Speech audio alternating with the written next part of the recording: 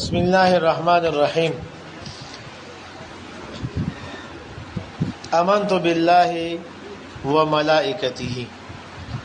پرونو الله تعالی باندې ایمان هغه خبره شوی و او نن دی الله تعالی په فرشتو باندې ایمان ملائکو باندې ایمان په دې کې څو خبرې دي یو خبره خدا نه چې فرشتو باندې ایمان ولی ضروری دی او یو خبره ده چې بعض خلک هغه د فرشتو مستقل وجود نه مانی نو اهل سنت والجماعت دغه د فرشتو متعلق چې عقیده د هغه څنګه ده نو الله تعالی فرشتو باندې ایمان دا په عقایدو کې ذکر ضروری کړی دی چې فرشتم یو حقیقت دی او څومره چې عقاید دی غټول حقایق دي او به یو دا خبره چې حقایق خډیر دي کنه پای کې به فرشتو باندې ایمان ولی ضروری دی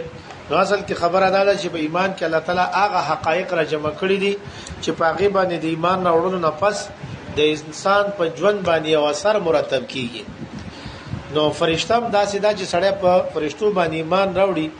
د په زندګۍ کې تبدیلی راځي او اثر په مرتب کیږي او په اخر کې ان شاء الله بیان شي بعض خلک وایي چې فرشتي دا په کائناتو کې یو مستقل مخلوق نه دی بلکې کائناتو کې موږ ته کوم قوت او طاقت او سټیم په نظر راځي هغه وي دغه قوت او طاقت ته فرشته ویل کېږي حضرت مفتی صاحب دامت برکاتهم مثال کې فرمایلی چې لکه مثلا شینکې نه راغزرغون شو ونه اراوټو کېدله بیا هغه په مزه باندې غټيږي پای کې د لویدو صلاحیت د قوت ته پکې نو بعض خلک وایي چې دغه قوت ته فرشته ویل کېږي یا سړی دی هغه لاس باندې سشیر انيسي نو پلاس کې درانیول او د پکړ قوت ته هغه وي دغه قوت ته فرشته ویل کېږي سترګو کې د لیدلو قوت ته هغه وي دغه قوت ته فرشته ویل کېږي اهل سنت والجماعت سوي هغه وي چې فرشته یو خاص قسم مخلوق ته لکه څنګه انسان یو خاص قسم مخلوق دی جنات یو خاص قسم مخلوق دی زناور یو خاص قسم مخلوق دی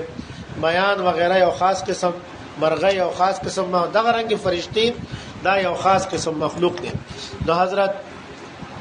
مفتی صاحب دامت برکاتهم هغه فرمای چې بندا دا یقین وساتي چې په مخلوقاتو کې فرشتي یو مستقل او یو خاص قسم چې کوم دا مخلوق دی وجود دی دا یو خاص قسم دویمه خبره ده چې فرشتي دی الله تعالی هغه نورانی پاکیزه او لطیف او باریک مخلوق دی چې پاغو کې د برای او د نافرمانی طاقت نشته دی صلاحیت پکې نشته فرشتو پاغي کې محض الله تعالی عقل خېده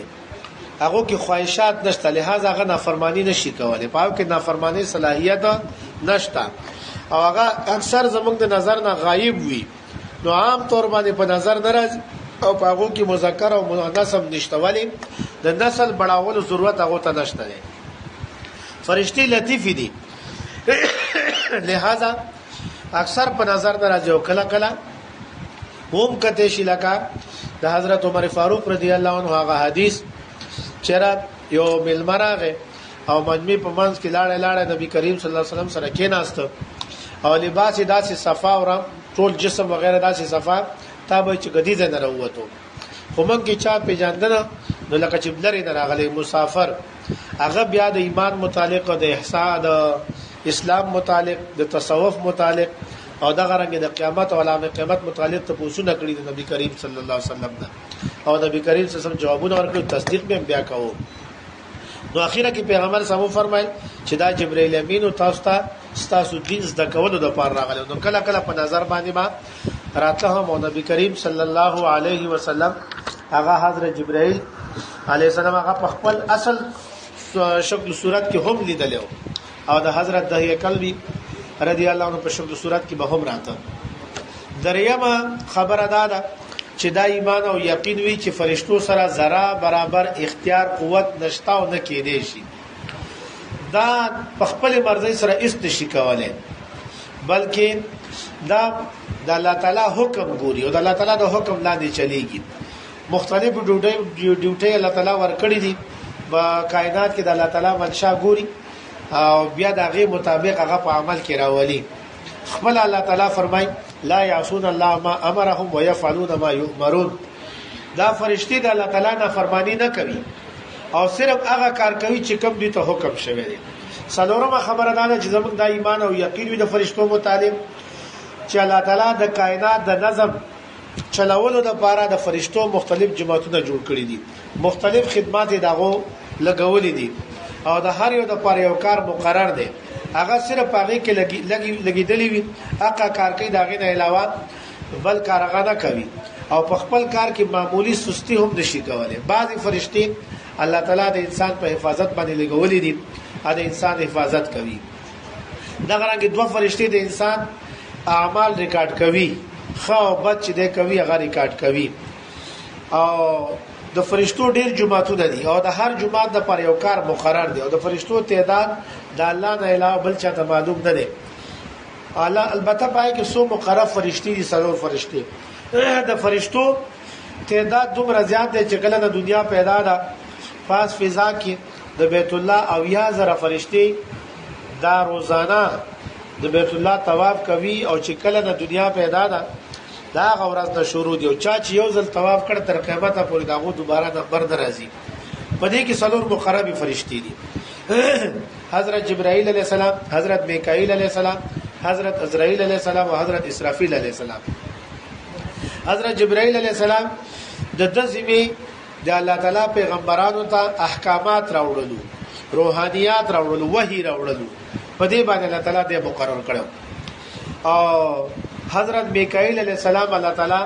مخلوق ته روزي رسول، باران ورول، چرته ګرمي پکار ده، سردي پکار ده، باران اوریز تر رسول اده کې باران ورول د الله تعالی دې په ذمه لګولې دي. فصل بخیدل، میوه وغیرہ بخیدل، بیا په میوه کې رنگ روغن او میټاس وغیرہ دا راتلل. دی باندې الله تعالی دغه میکائیل علیہ السلام دغه ماته فرشتي لګولې دي. څومره د نور ضرورت دی میوه ته او څومره چې کوم دغه ته د سپوږمۍ او د ستورو د رڼای ضرورت دی، ځکه چې دی کې دا رنگ روغن او دا خوشلت او دا ذائقه وغیرہ دا هر څه د رڼاګانو د رسولو په وجه باندې دي. نو الله تعالی دا ذمہ د حضرت میکائیل علیہ السلام لګولې ده. حضرت عزرائیل علیہ السلام دا د ټولو ساواله مخلوق چې دغه روح قبض کولو باندې الله تعالی مقرر کړی دا او د دلاندې بشمار فرشتي دي. نو ځنی خلقو د خپل روح قبضه کوي، ځنی ته دغه ماتحت فرشتي لګي. او څلورم حضرت اسرافیل علیہ السلام د په ذمه باندې شپېلې وهل دي او دوه پیلې بشپېلې وهي، یو ځل چې شپېلې وای دا ټول ژوندۍ به ختم شي او دوباره به بیا چې شپېلې وای دغه مانځ کې څه موده ده. نو بعض علماء کرام فرمایي چې 40 کال دي. هغه 40 کال نه پس دوباره شپېلې به وای ټول مړه به بیا را ژوندۍ شي، بیا به حشر میدان طرف ته ځي او د قیامت به قائم شي. اته په ذمه دغه شپېلې وهل دي. مخکې مفتی صاحب لیکي فرشتو پر ایمان لاندې کې اثرات او نتایج. فرشتو باندې سړی ایمان راوړي او شروع کې خبر راغلی و چې په دوه باندې ایمان راوړل ولې ضروری دي. دا یو حقیقت دی او دا حقیقت چې ومني نو د انسان په ژوند کې تبدیلی راځي. نو مفتی صاحب لیکي چې فرشتو باندې ایمان دا موږ ته دا خبره خای چې ماده، اسباب او پاره کې چې کوم خواص دي دا بذات خود خپل موثر نه دي، بلکې موثر حقيقي د الله ذات دی او پاغي باندې بیا فرشتي مقرر دي. الله منشاوي هغه وغواړي چې را دي کې اثر واچول شي، نو فرشتي اثر پکې واچي بیا هغه کار کوي. لکه مثلا اور دی، سیزل کوي، ګرمول کوي. دا سیزل او ګرمول د دې کې اثر دی، خدا اثر د الله په لاس کې دی، موثر حقيقي د الله ذات دی. اول به الله اراده کوي، بیا داغه د اراده نه پس فرشتي ابدي ور کې دغه اثر ورچوي او بیا به ور هغه ګرمول او سیزل کوي. لکه د دې امت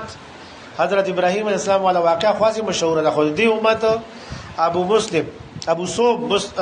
مسلم حضرت صوب خولانی رحمت الله علیه هغه سره دغه واقع شوی د وخت دروغجن پیغمبر راونیو او چې ما ومنه د وچ تانه منم په نبی کریم صلی الله علیه وسلم ایمان د به ورته واچو او ور دغه وختو ته نقصان ونه رسو. ولی دی الله حکم د الله موثر حقيقي هغه دی، هغه نه غوښته چې دا ور اثر وکي، لہذا فرشتو ته هغه اثر لري دا غرانګي وبدي هغه ډوبول کوي وړل کوي خواله چې د الله تعالی منشا او حکم وی نو فرشتي به پکې دا اثر ورچي غني بحر مردار دی باغې د پاسه خلک سملي کتابونه پلولي اډو بوال نه کوي ولی دا اثر هغه تويستل شوی دی دویمه خبر دا چې فرشتو باندې ایمان وی نو هغه به د مادي قوتونه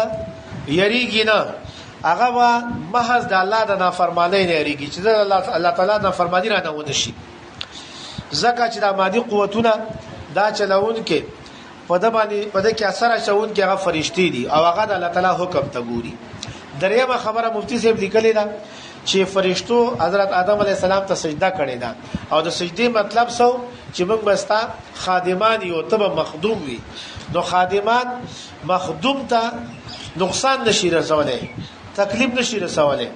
ٹھیک شو نو لہذا مومن بنده بسکه یا به چې په اسباب او مادیات باندې فرشتي مقرر دي دغه د فرشتو نه یریږي دغه د اسباب او مادیات نه یریږي بلکې محض د الله نه به یریږي دی به کوي سو حضرت مفتی سے فرمایلیو چې دا کسب اسباب او مادیات اختیاروي او دا غینه به مخلوق خدا ته د فائدې رسولو کوشش کوي اخیره کې مفتی صاحب لیکي چې ظاهره خبره ده چې دا غرانګي بنده چې په فرشتو باندې ایمان وی هغه د دنیا اسباب او دغه قوتونو مخې ته ټیټې نشي داغه سر به صرف الله رب العالمین داغه مخې ته ټیټېږي خو په اخره کې لیکلي چې افسوس د مسلمانانو اکثریت په حالت چې نظر واچي نو دا په نظر راځي چې هغه اسباب تم ټیټ شوي دي د قوتونو تم ټیټ شوي دي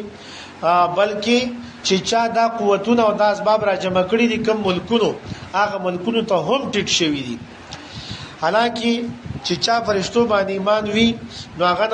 نه ما د فرض وی ناس با پرس وی هغه محض چې کوم دی خدا پرس وی او دا هغه سر چې کوم دی محض دی الله رب العالمین دا هغه مخ ته ټیټیږي الله تعالی دې موږ تاسو ته ایمان را